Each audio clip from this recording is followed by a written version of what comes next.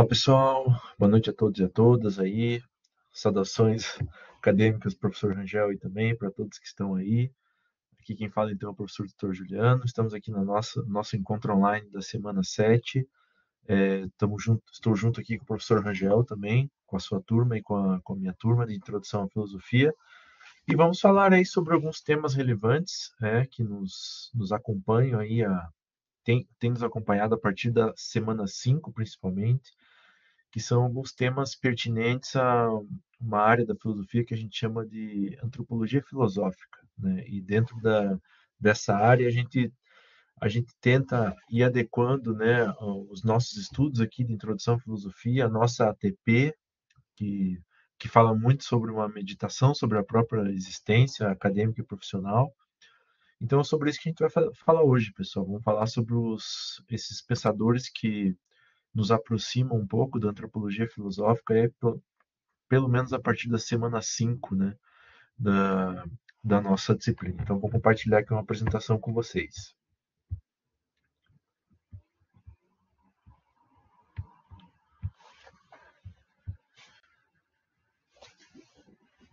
Então, eu chamei esse arquivo aqui de semana 5, 6 e 7 porque é uma breve repassada, né, nesses autores aí que tão,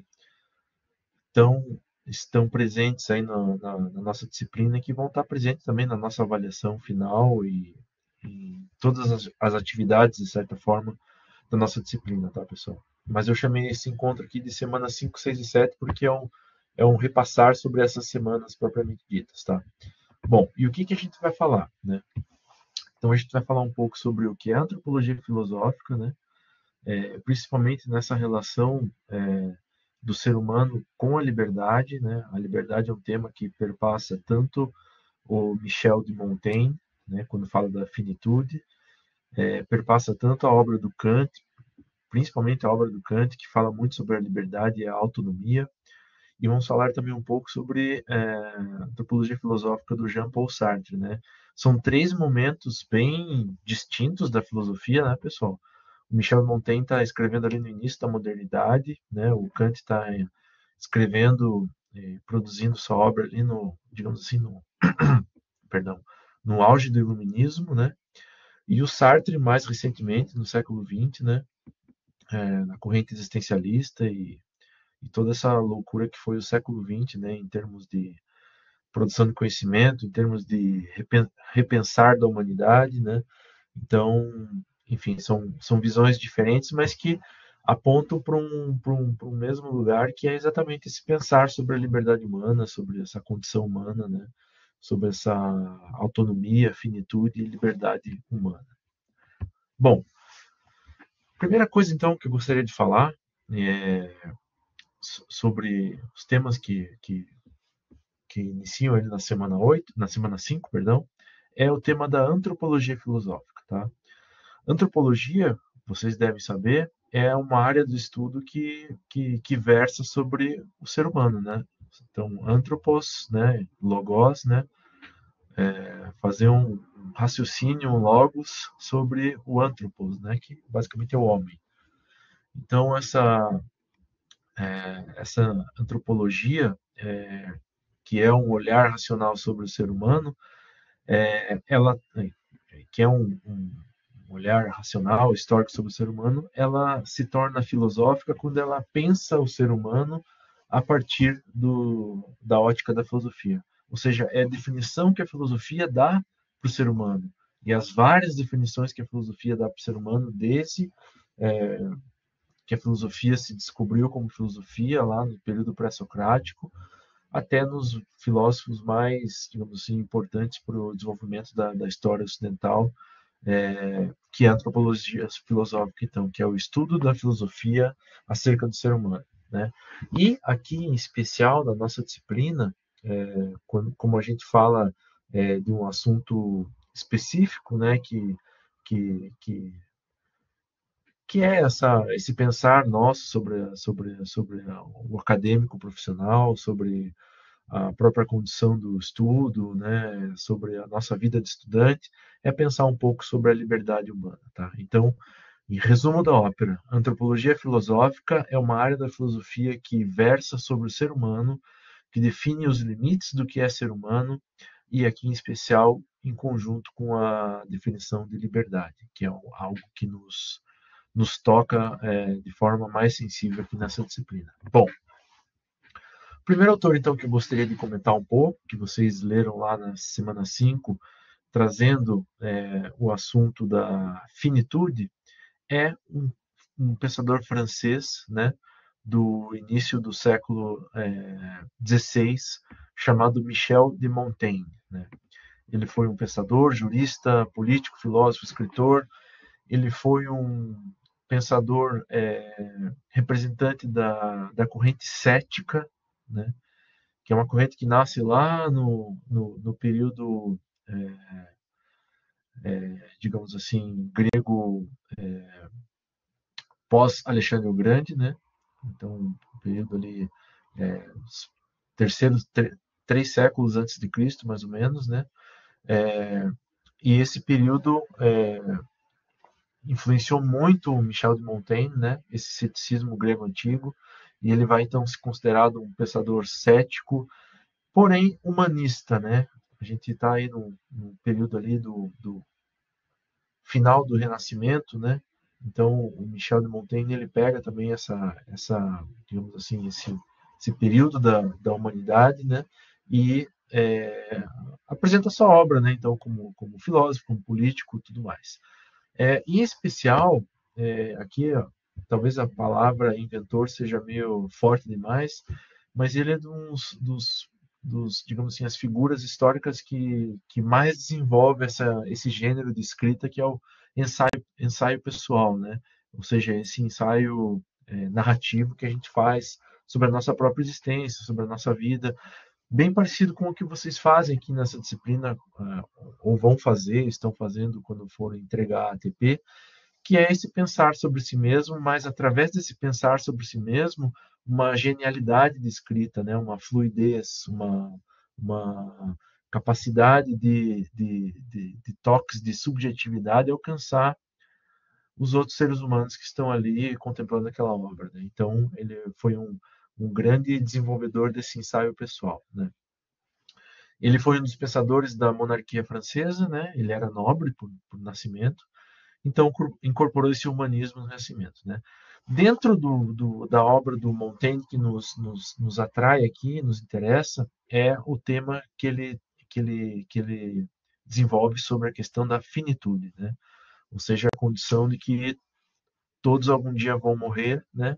E esse pensar da morte não deve ser um tabu, mas sim um pensamento comum, né, a todas as pessoas, e a filosofia deve se ocupar desse pensamento comum.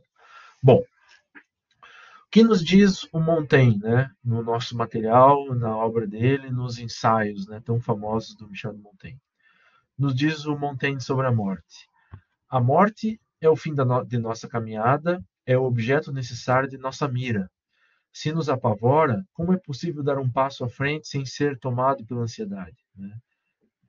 Quando a gente começa a pensar muito sobre a morte, nos torna. No, a, a ansiedade parece tomar conta, né, da nossa existência, parece trazer uma enxurrada de pensamentos ruins e negativos. Né? Então, é exatamente isso que o Montaigne já está falando lá naquela época. Né? Mas, continua ele, o remédio do vulgo é não pensar nela. Né? O vulgo aqui no sentido o povo em geral, né? As pessoas. Então as pessoas não pensam na morte porque elas não querem ser tomadas por essa ansiedade, né?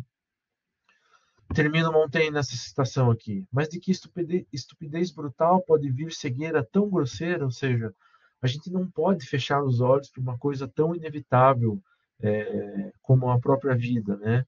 Que é a morte, né? Ou seja, todos os seres vivos eles passam por esse processo, né, de florescimento, nascimento, desenvolvimento e morte, né? E a gente, como ser humano, devia também encarar isso não como uma barbárie, mas sim como algo que, de certa forma, nos liberta a existência, né?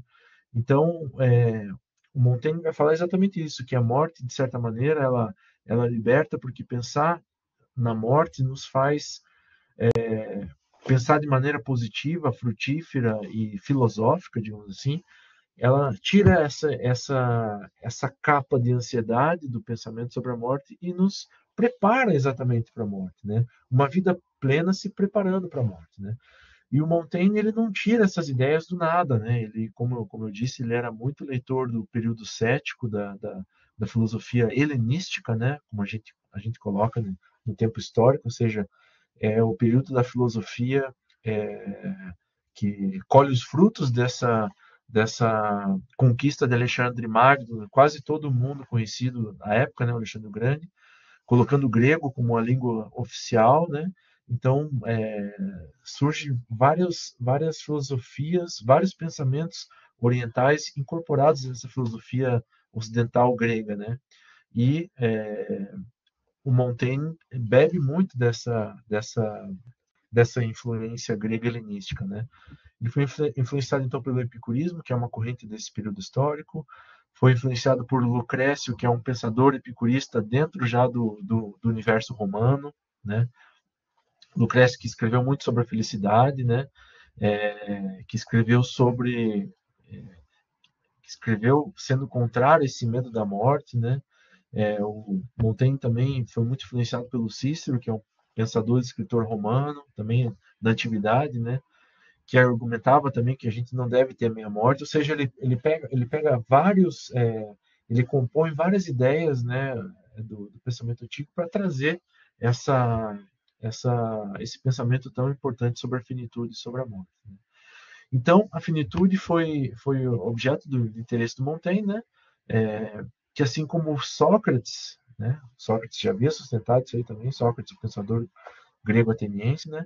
Que a filosofia é o aprender a morrer, né? Porque não no sentido trágico e ansioso da morte, mas sim no sentido de que um dia a gente vai encarar isso e quanto mais a gente se preparar para esse momento, né? Mais a gente vai estar liberto, de certa forma, das nossas ansiedades e dos nossos pavores, dos nossos medos, né? Então, para o Montaigne, a liberdade é saber conviver com a morte, saber conviver com esse sentimento de finitude.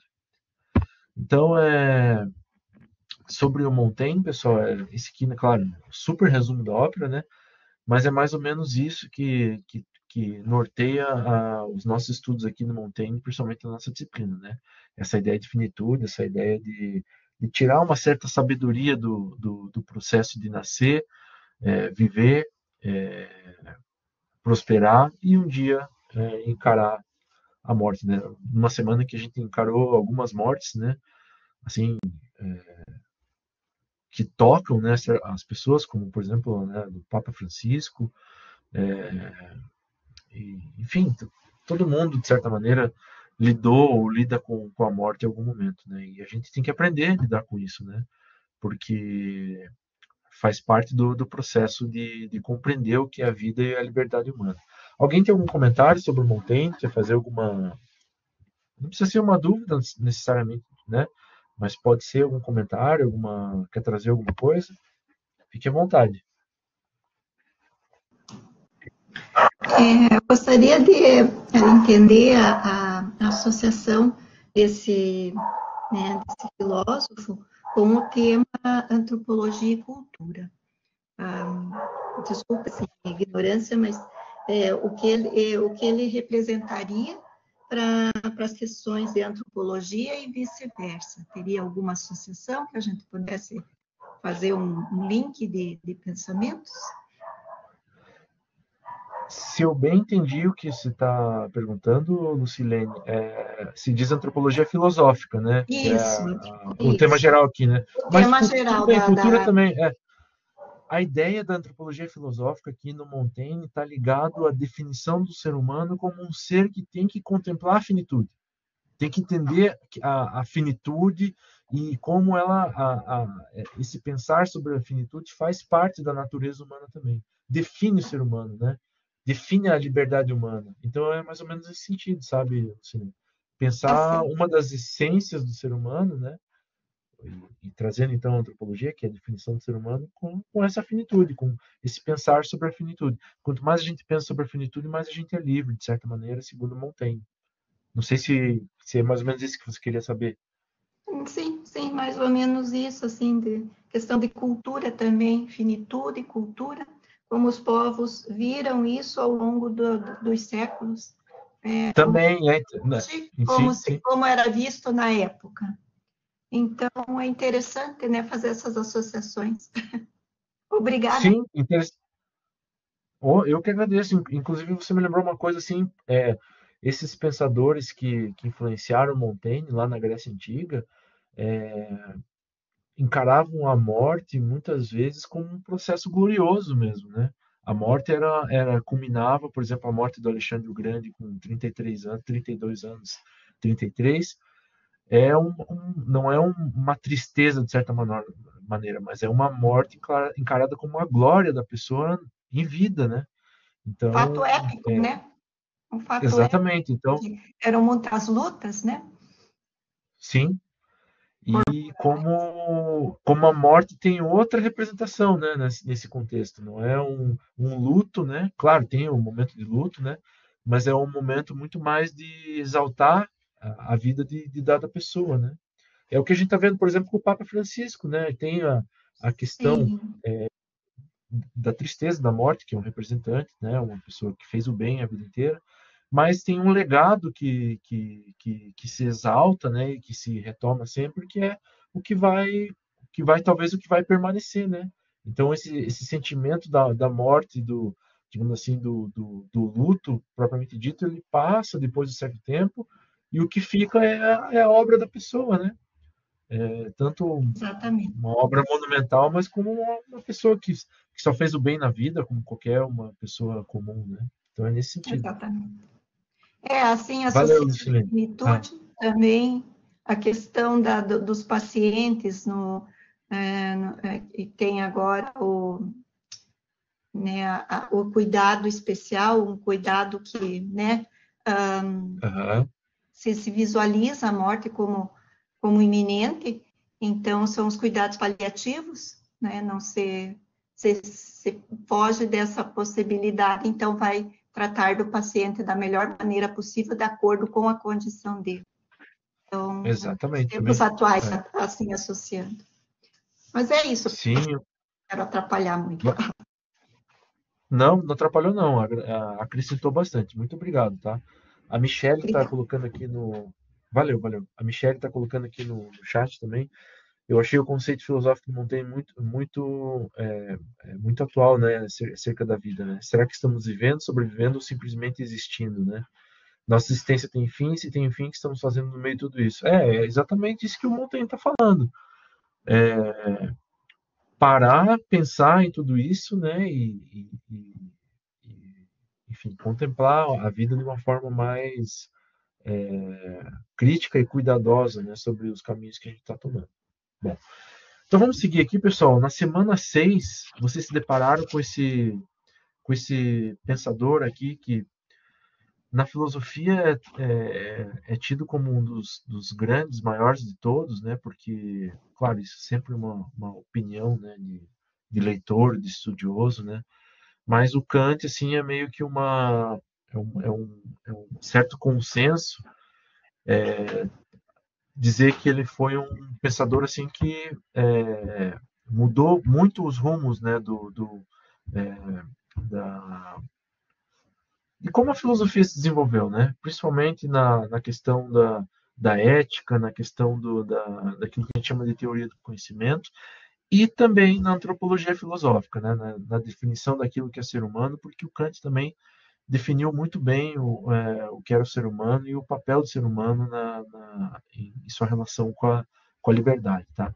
Então, o que a gente estudou aqui na semana 6 é a ideia que o Kant trouxe sobre a autonomia e a liberdade, né? Então, esse Kant, que foi um pensador alemão, então, que nasceu ali no século XVIII, morreu ali no início do século XIX, e foi importante em vários aspectos.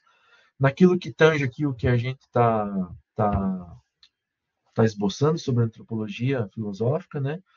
O Kant ele vai trazer uma sequência de ideias que tentam demonstrar, né, pintar até de certa forma aquilo que ele chamava de iluminismo, né, que os outros autores também iam chamar de iluminismo, que é o momento puro da razão, né, que é o momento em que a razão se observa a si mesma, né, observa o ser humano e começa a traçar certos caminhos, certas, né, certas configurações de como a gente pode encarar a natureza humana, que é essa ideia, então, primeiro de esclarecimento, né, que é o iluminismo, né, em português a gente traduziu a, o termo, né, ilustração, iluminismo, né, ou esclarecimento, né, como isso, esse momento que a razão humana toma as rédeas, né, da história. E o Kant diz que através do esclarecimento a gente vai gerar uma autonomia no ser humano e vai trazer ele para aquilo que ele chama de maioridade, tá? Mas o que seria isso? Bom, vamos explicar então aqui de forma mais específica, aqui, mais detalhada. Então, o termo em alemão, né, podemos dizer assim, o termo original do iluminismo que o Kant estava fazendo parte, vivenciando e produzindo, é Aufklärung, né? Was ist Aufklärung, né? Que é a pergunta: o que é esclarecimento, ou o que é iluminismo, ou o que é ilustração? São mesmas palavras que são, quer dizer, são palavras diferentes que retratam o mesmo período histórico, que é isso que a gente chama de iluminismo, né? Esclarecimento para o Kant é a saída do homem da sua menoridade, né? Então, digamos assim, que ele está num estágio de menoridade, uma espécie de estágio em que ele não consegue observar as coisas como elas realmente são, né? Só que essa menoridade não é tipo uma faixa etária, né? 16, 17 anos, 15 anos. Não. É uma espécie de casulo mental que o homem está e que ele é próprio, e o homem aqui no sentido de humanidade, tá? Que a humanidade própria é culpada. Então, a menoridade é a incapacidade de fazer uso do seu entendimento, ou seja, da razão, né, sem a direção de outro indivíduo. O homem é o próprio culpado dessa menoridade, se a causa dela não se encontra na falta de entendimento, mas na falta de decisão e coragem de servir de si mesmo sem a direção do outro, né? E aí o famoso termo mote, né, o mandamento, digamos assim, iluminista, sapere aude, ou seja, ouse saber, ouse conhecer, ouse ter o conhecimento, né? Bom, pessoal, toda essa ideia que o Kant traz, né, que a gente está resumindo aqui, ela está originada nesse texto de 1784 chamado O que é esclarecimento, né, onde ele está tentando responder exatamente então o que é esclarecimento, que o Kant vai dizer então que ele vivia numa época de esclarecimento pelo nome, né, iluminismo, né, pelo nome que se tornou famoso a própria época, né, mas ainda não era uma época esclarecida, porque, segundo o Kant, a humanidade ainda estaria dessa minoridade, né? Ela precisaria tomar, digamos assim, tomar as rédeas do próprio conhecimento racional e aí passar para essa época esclarecida, né? Então, segundo o Kant, é preciso ter coragem para se livrar dessas amarras, né? Ter suas próprias ideias e saber ousar, né? Sapere aude.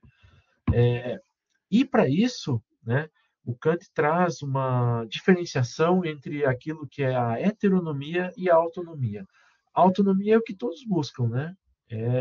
Digamos assim, ser dono de si mesmo, ser dono das suas ações, ser dono da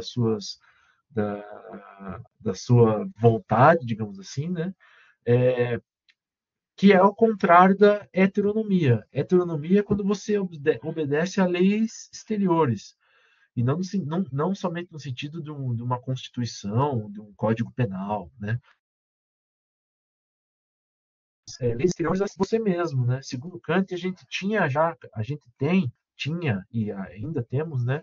A capacidade de, através da razão, construirmos leis que regem a nós mesmos e que a gente não precisaria daí, se a gente utilizasse a razão 100%, né, o conhecimento 100%, a sabedoria 100%, a gente nem precisaria de leis exteriores, porque a própria autonomia seria uma conformidade com o mundo exterior, né?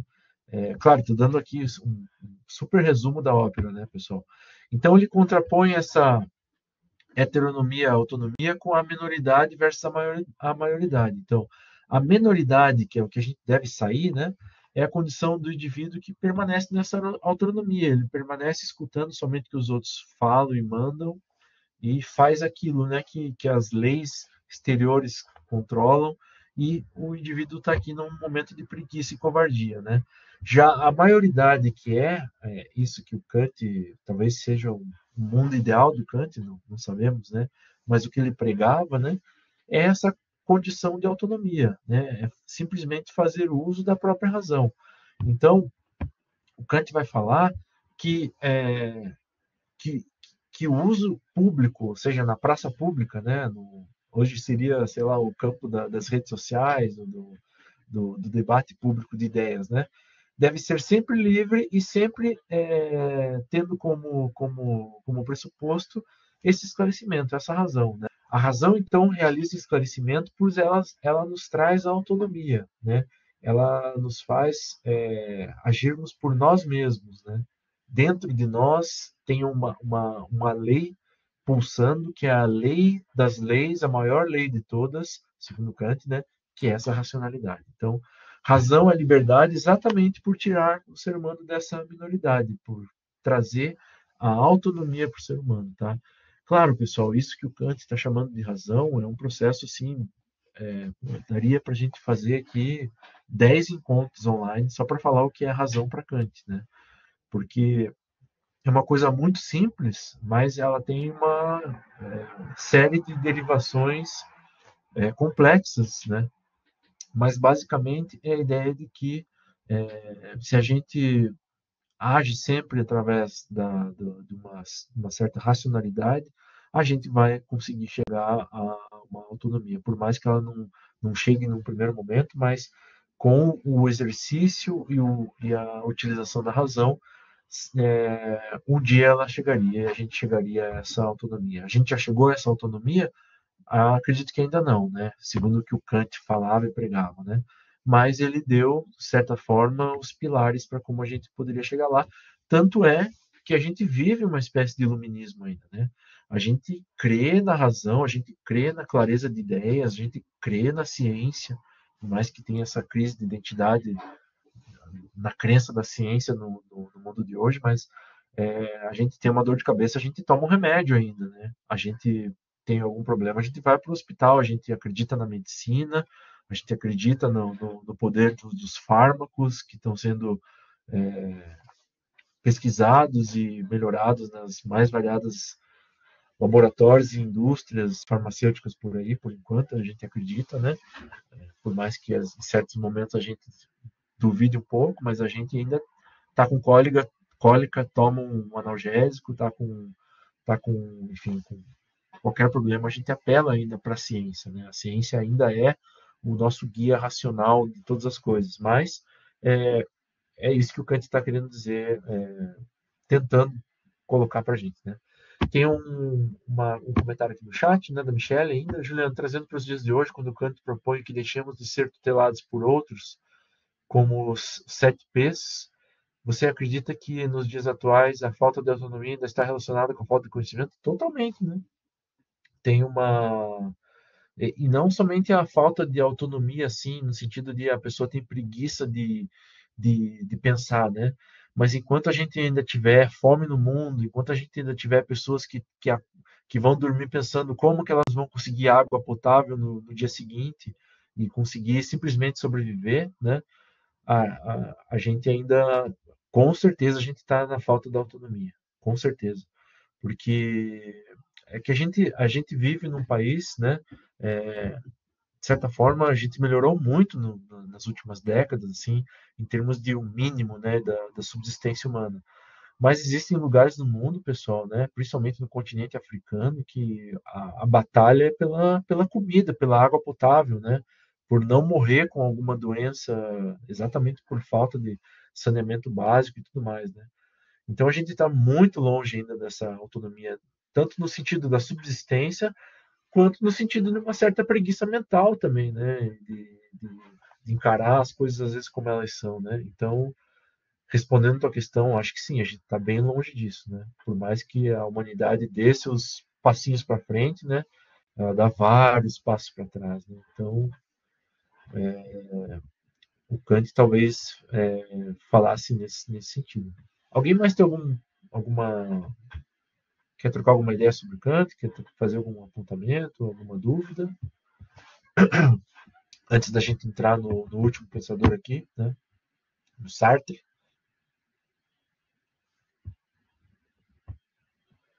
Então, beleza. Então, vamos seguindo aqui. Bom, então, e agora nessa semana que inicia, na semana 7, talvez um pouquinho na semana 8 também, vocês vão ler sobre esse escritor aí já bem próximo da gente, né?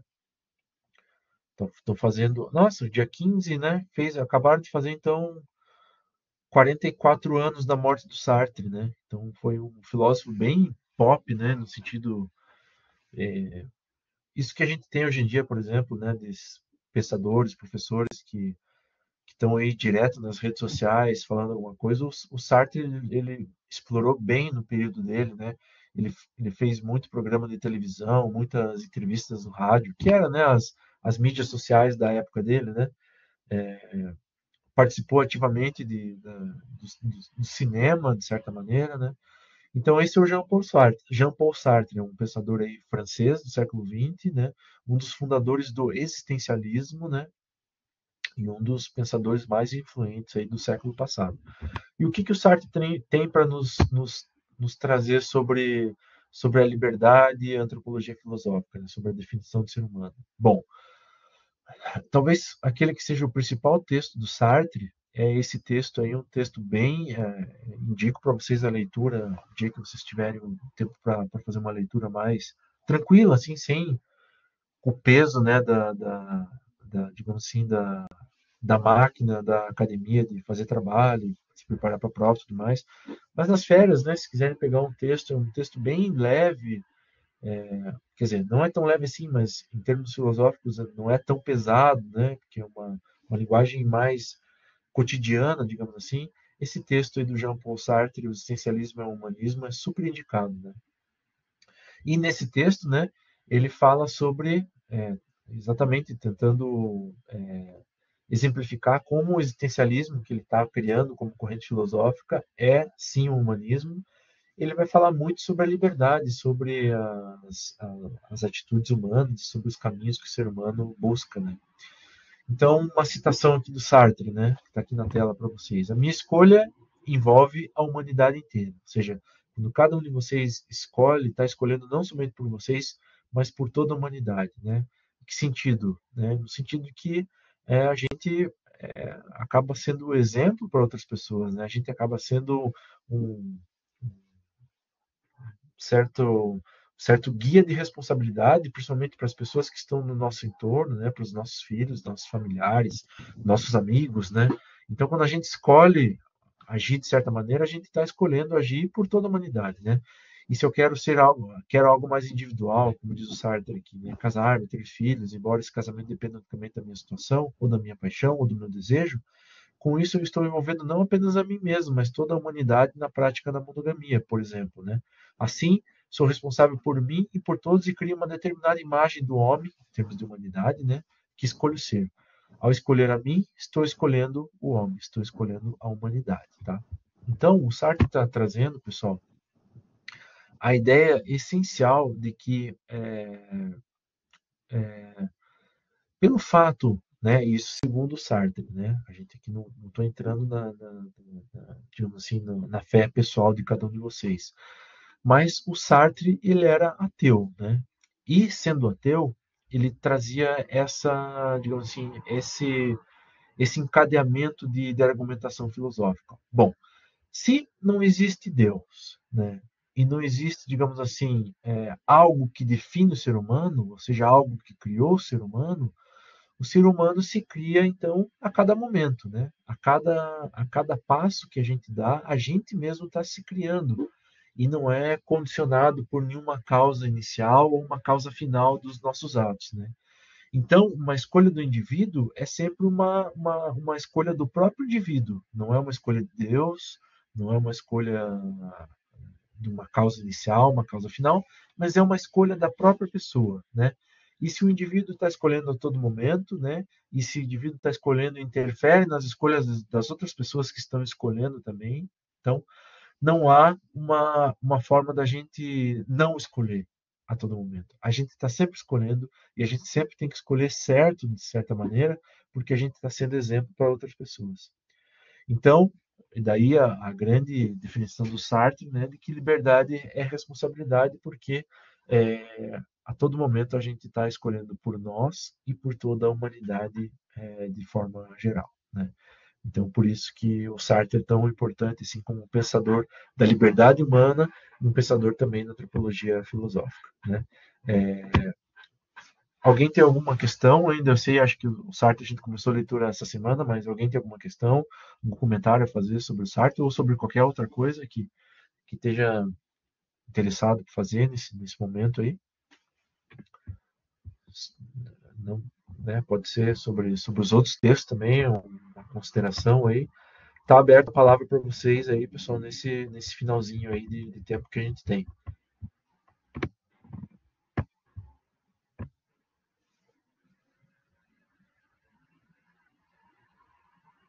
São pensadores que vocês podem utilizar, né, na TP de vocês para dar uma. Claro, nem eu nem o professor Rangel vai cobrar que vocês saibam de forma, né, faça uma monografia sobre esses autores, mas às vezes dá uma pincelada ou outra, né?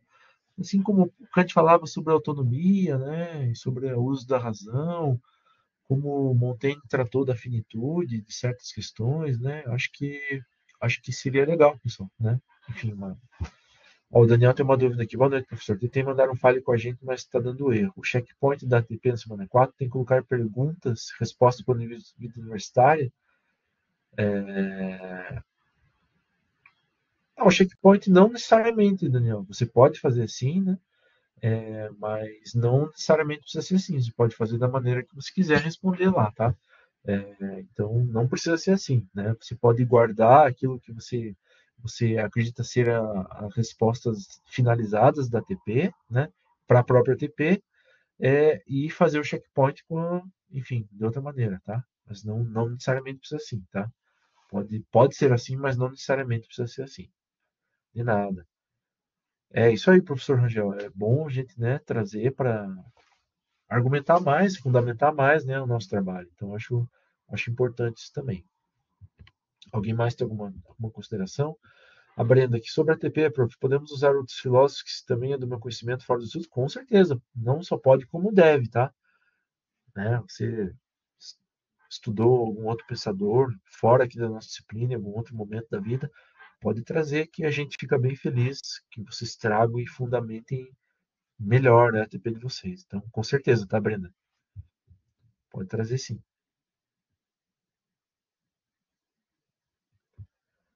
Alguém mais tem algum questionamento?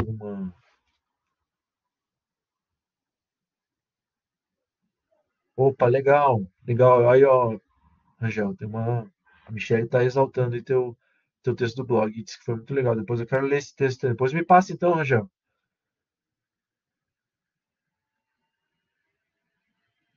A Brenda está colocando aqui também. Estou finalizando a TP, a entrevista pode ser gravada, um arquivo por parte. Não, a entrevista é só escrita, tá, Brenda? Não precisa ser gravada, não, tá? É uma entrevista escrita, né, sobre sobre como aquela pessoa te influencia profissionalmente e tudo mais, tá? Então não precisa ter gravação da entrevista, não. Somente a transcrição, né, a narração escrita da entrevista, tá bom? O Matheus aqui, professor Sartre tem a famosa frase, opa, o inferno são os outros, destacando a dificuldade de relação intersubjetiva, o peso do olhar alheio e a forma como os outros podem traçar futuros para nós. Exatamente. No entanto, outras partes indicam que o outro é indispensável para a nossa existência e autoconhecimento, a condição para que a liberdade humana se realize plenamente. Poderia explicar melhor como conciliar essas duas visões, ou seja, como o inferno são os outros, né? Pode ser ao mesmo tempo a condição necessária para a nossa liberdade? Nossa, uma ótima pergunta, Matheus. Porque quando Sartre fala que o inferno são os outros, ele está falando em certo sentido que talvez seja impossível a gente alcançar os outros de forma na essência dos outros, tá? Então, na minha perspectiva, esse inferno são os outros, no sentido de que a gente não consegue saber o que é o outro exatamente, né? Na essência, como a gente conhece a nossa essência, a gente não consegue conhecer a essência do outro. A gente supõe certas essências, né? Então, a minha interpretação é nesse sentido, tá? Que o outro, de certa forma, é inacessível. O que a gente acessa é a nossa própria existência, né? Então, nesse sentido, o inferno são os outros no sentido de inacessibilidade, né? De não saber, não conhecimento. Não, eu não tenho. Eu suponho, né, que você está me perguntando isso, mas é uma suposição da minha existência, né? Pode ser que você tenha perguntado em um outro sentido completamente esdrúxulo a esse que eu estou colocando aqui a resposta. Então, a minha interpretação é nesse sentido, tá? Mas assim, é a interpretação. Não sou um grande especialista em Sartre, né?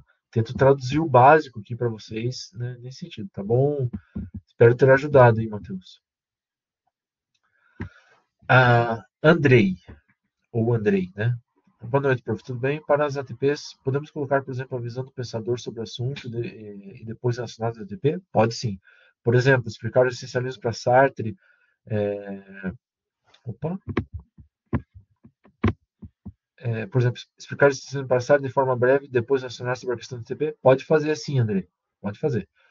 Michele, pelo que entendi, para Sartre, liberdade é uma condição inevitável da existência humana. Sim, é inevitável. Que exige as escolhas conscientes e responsabilidade total por si e pelo mundo. Isso. O homem o homem é o que escolhe ser. Exatamente, Michele. Exatamente isso. E talvez o inferno são os outros, porque os outros são inacessíveis, né? Nesse sentido. Né? Então, talvez seja nesse sentido. A Débora está perguntando aqui, professor Juliano, na entrega da TP não transcrevi a entrevista. Basicamente, escrevi alguns conselhos que recebi durante a minha trajetória profissional. Fiz errado? Pode fazer assim também, sem problemas. Desde que faça sentido, né, no teu trabalho, na tua narrativa ali, no teu texto, não tem problema, tá bom, Débora? Matheus aqui, não conseguindo um entrevistado a tempo, desmarcaram comigo segunda semana, já posso fazer uma pessoa que compartilha bastante sobre ela na internet? Pode sim, Matheus. Inclusive a gente comentou sobre isso no último encontro online, que pode ser uma entrevista inventada também, né? Existem pessoas que são inacessíveis para a gente mesmo, que são o inferno dos outros, né?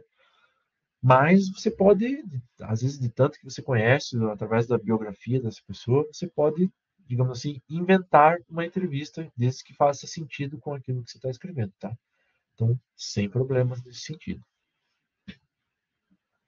Mais alguém? Mais alguma questão?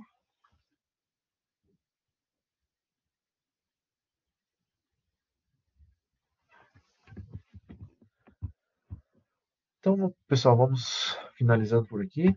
A Denise aqui, ó. Na ATP precisa escrever as etapas de perguntas ou apenas a etapa 4? Escrever no sentido de responder, precisa responder todas as etapas, tá? Você não precisa colocar as perguntas de novo ali e tudo mais. Mas, sim, precisa colocar, dar a resposta para todas as etapas, tá bom, Denise? Resolver todas as etapas. Matheus, tive um pouco de filosofia no ensino médio, se o professor puder, disponibilizar obras interessantes em algum local, agradeço, estou gostando. Me escreva no Fale com a gente, Matheus, que eu tenho o maior prazer em te caminhar alguma leitura a mais, tá? Me escreva lá para eu recordar, tá bom, Matheus? Andrei, seria tipo, o homem é um animal social, fomos sentenciados a ser livres, consequentemente a influenciar o outro e nele nos influenciar. Por isso, arquemos com as consequências de ambos e entender que até a ação de não escolher é uma escolha. Exatamente. Você traduziu muito bem a ideia do Sartre, Andrei. Exatamente isso. Legal. Me escreva lá, Matheus, que eu te caminho enfim, algum texto que se tenha mais afinidade, tá bom? Então, pessoal, agradeço muito a atenção de vocês, a audiência de vocês. Agradeço aí o professor Rangel, que ficou no chat também. Opa, o Vitor Hugo aqui. Boa noite, professor. Como o conceito de liberdade para Kant difere da liberdade para filósofos como Sartre? Bom, em vários aspectos, né? O Kant, por exemplo, vai dizer que existe uma razão, que existe uma liberdade na autonomia, e o Sartre vai falar que existe uma liberdade aqui de outras perspectivas, tá? Mas, assim, de forma geral, as diferenciações são essas que eu coloquei aqui na minha fala, tá bom, Vitor? Se por acaso você tem alguma observação, queira de forma mais específica que eu traduza isso, me escreva depois, tá, Vitor? Ou para o professor Rangel, que a gente pode detalhar melhor isso aí, tá bom? Valeu então, pessoal. Obrigado, professor Rangel. Obrigado a todo mundo, né? Obrigado, Andrei, o Vitor Hugo, o Matheus, enfim, todo mundo aí que comentou e que estava aí dando aí o nosso, acompanhando aí com a nossa audiência. Obrigado para a Brenda também, obrigado para todo mundo. Então, pessoal, saudações acadêmicas aí, bom descanso, né? Bons estudos aí e até a próxima, tá bom, pessoal? Um abração e tudo de bom. Boa noite.